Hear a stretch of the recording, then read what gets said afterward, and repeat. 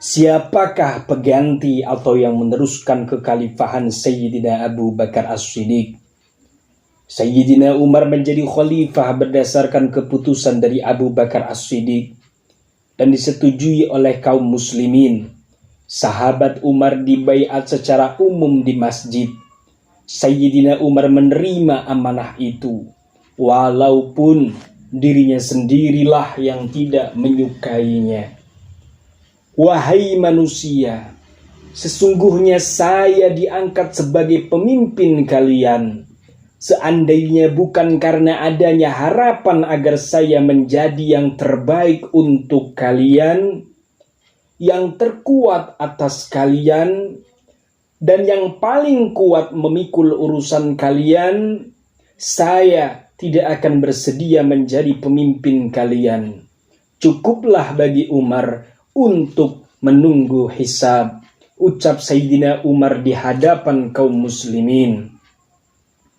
Lalu sahabat Umar berdoa, mengadahkan tangannya. Kaum muslimin pun mengikutinya dan bersiap mengamininya. Ya Allah, saya ini sungguh keras, maka lunakkanlah hatiku. Ya Allah, saya sangat lemah, maka berilah kekuatan. Ya Allah, saya ini kikir, maka jadikanlah aku orang yang dermawan dan bermurah hati. Sungguh doa yang penuh kerendahan hati di hadapan Allah Subhanahu wa Ta'ala. Bukan hanya itu, lihatlah ketika Sayyidina Umar menjadi khalifah, gajinya didapatkan hanya dari Baitul Mal. Pakaiannya hanya satu potong untuk musim dingin, satu potong untuk musim panas. Dan hanya mendapatkan pakaian untuk haji dan umrah. Lihatlah bagaimana sahabat Umar dan keluarganya makan makanan yang bukan dari golongan makanan orang kaya ataupun makanan orang miskin. Sayyidina Umar rela memposisikan dirinya di hadapan harta milik Allah seperti memandang harta anak yatim. Walaupun kekayaan di hadapan matanya, di dalam genggamannya, akan tetapi itu semua tidak ada artinya bagi dirinya. Itulah Sayyidina Umar. Mulai saat ini, maukah kita belajar seperti sahabat Umar bin Khattab? Sayyidina Umar memiliki keluarga yang banyak.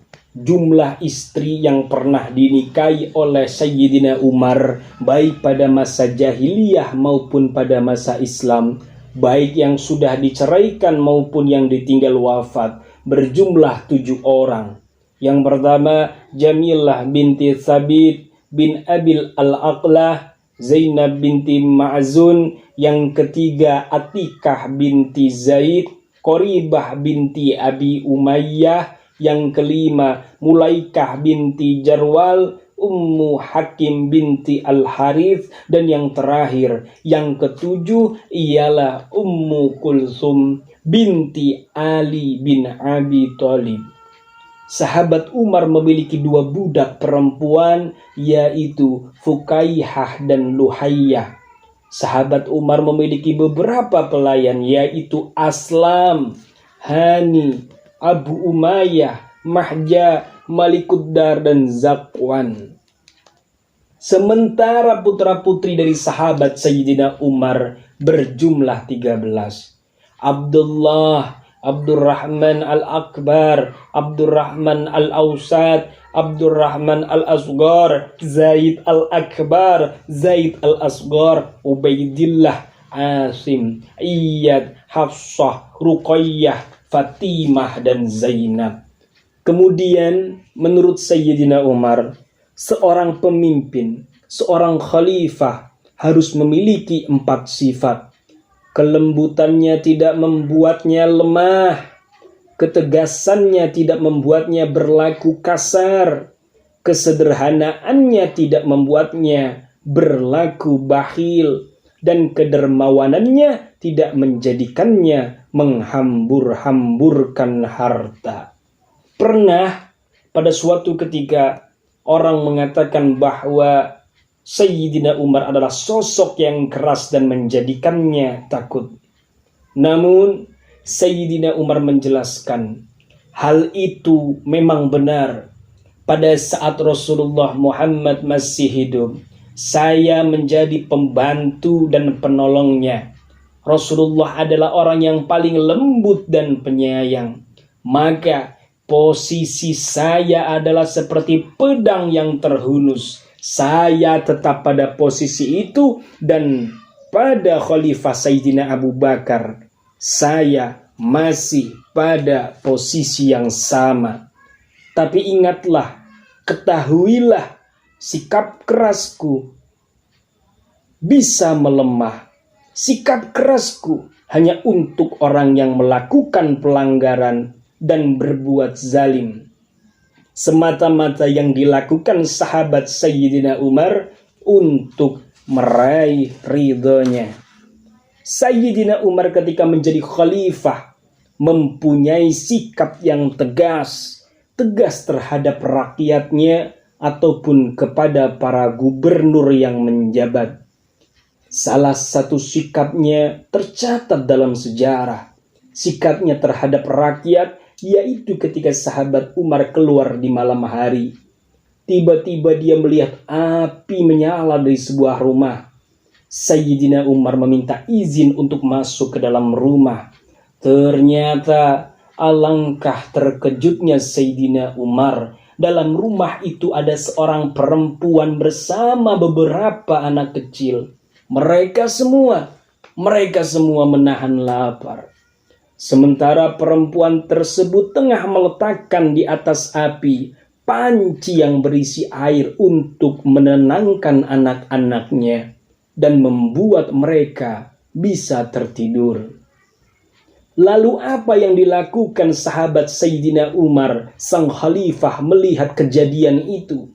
Sayyidina Umar bergegas ke gudang penyimpanan makanan. Sahabat Umar, sang khalifah, membawa gandum dan lemak. Dirinya sendirilah yang membawa makanan-makanan itu. Dirinya sendirilah yang memasak makanan itu, dan sang khalifah lah yang menyuapi anak-anak itu hingga mereka bisa tertidur. Amirul Mukminin Sayyidina Umar bin Khattab memberi ibu mereka nafkah, barulah kemudian beliau pergi. Sikap Sayyidina Umar kepada para pemimpin, kepada para gubernur yang ia tunjuk, tidaklah pilih kasih ataupun lunak.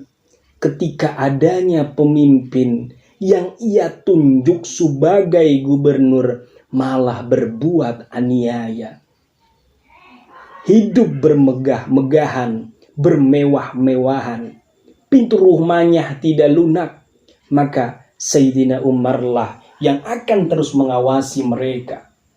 Kebijakan Sayyidina Umar dalam memilih gubernur wilayah dan pengawasannya yang dilakukannya terhadap mereka sering menjadi contoh yang menjadi pembicaraan dalam berbagai perkumpulan. Sayyidina Umar selalu mewasiatkan pada para gubernur agar senantiasa merasa takut kepada Allah dan mentaatinya dalam urusan kepemimpinan. Seseorang yang apabila dia merupakan pemimpin, penampilannya tampak seperti orang biasa, dan yang bukan pemimpin nampak seperti seorang pemimpin. Sayyidina Umar bukanlah orang yang gila pada jabatan. Sayyidina Umar, sahabat Umar, bukanlah orang yang cinta pada duniawi. Sayyidina Umar, sahabat Umar, bukanlah orang yang terlena dengan dunia dan seisinya. Sayyidina Umar mengemban jabatan sebagai khalifah sebagai bentuk menjalankan amanah Allah dan Rasulnya. Hal ini tergambarkan oleh tanggung jawab Sayyidina Umar mengelola kekayaan, mengelola harta umat Islam. Rabi bin Ziyad al-Harithi datang kepadanya. Ternyata di dalam rumah Sayyidina Umar terdapat makanan yang keras dan pakaian yang kasar. Dia lalu berkata, "Wahai Amirul Mukminin, orang yang paling berhak memakan makanan yang lembut, mengendarai tunggangan yang bagus, dan mengenakan pakaian yang lembut adalah engkau." Umar pun mengangkat pelepah kurma yang ada pada genggamannya, lalu memukul kepala Rabi. Lalu Umar berkata, "Demi Allah, engkau mengatakan itu hanyalah karena ingin mendekat padaku. Tahukah engkau bagaimana perumpamaan antara aku dan mereka?" Rabi balik bertanya, "Bagaimana antara perumpamaan engkau dengan mereka?" Sayyidina Umar berkata, "Perumpamaannya seperti sekelompok orang yang hendak melakukan perjalanan, lalu mereka mengumpulkan harta mereka ke salah seorang dari mereka. Maka mereka bertanya padanya, 'Belanjakanlah untuk kami.' Maka apakah orang itu boleh mengambil sesuatu dari harta tersebut untuk dirinya?" Rabi menjawab, "Tidak, wahai Amirul Mukminin." Umar berkata, "Begitulah perumpamaan antara aku dengan mereka. Orang-orang fakir dan miskin menempati kedudukan tertentu di sisi sahabat Umar. Sayyidina Umar berusaha menutupi kefakiran mereka, berusaha memenuhi kebutuhan mereka, dan ialah orang yang memuliakan kaum muslimin terdahulu, bahkan memuliakan keturunan mereka." Sayyidina Umar senantiasa merasakan pengawasan Tuhannya, pengawasan Allah dalam mengelola kekayaan umat. Ia takut Allah akan menghisapnya atau beberapa suap makanan yang dimakannya dari Baitul Mal atas seizin kaum muslimin. Karena itu, Sayyidina Umar mengawasi ketat dirinya dan keluarganya, tidak berfoya-foya dan lebih memilih untuk menahan diri mengikuti jejak Rasulullah Muhammad. Suatu waktu, Sayyidina Umar mengeluhkan rasa sakit di badannya. Lalu dirinya disuruh untuk meminum madu. Kebetulan ada sekantung madu di Baitul Mal. Maka sahabat Umar bertanya pada khalayak ramai, "Jika kalian mengizinkan saya mengambilnya, maka akan saya ambil. Jika tidak, maka dia menjadi haram bagi saya." Mereka pun mengizinkannya. Begitu hati-hatinya sahabat Umar dalam mengemban jabatannya. Tak ingin dan tak akan pernah suatu yang haram, apalagi yang subhat, masuk ke dalam tubuhnya. Apakah kita pernah berpikir harta yang didapatkan, makanan yang kita makan sudah jelas kehalalannya? Ketika itu Sayyidina Umar datang ke pasar. Dilihatnya, Sayyidina Umar melihat ada seekor unta yang gemuk. Sahabat Umar bertanya, "Siapa pemilik unta ini?" Dijawab, "Unta itu milik Abdullah bin Umar." "Wahai Abdullah bin Umar, bagus putra Amirul Mukminin," ucap Sayyidina Umar. Saya pun datang bertanya, "Ada apa wahai Amirul Mukminin?" Sayyidina Umar bertanya, "Dari mana kau dapatkan unta ini?" Abdullah menjawab, "Saya membelinya, lalu saya menaruhnya di tanah milik negara, berharap seperti apa yang diharapkan kaum muslimin."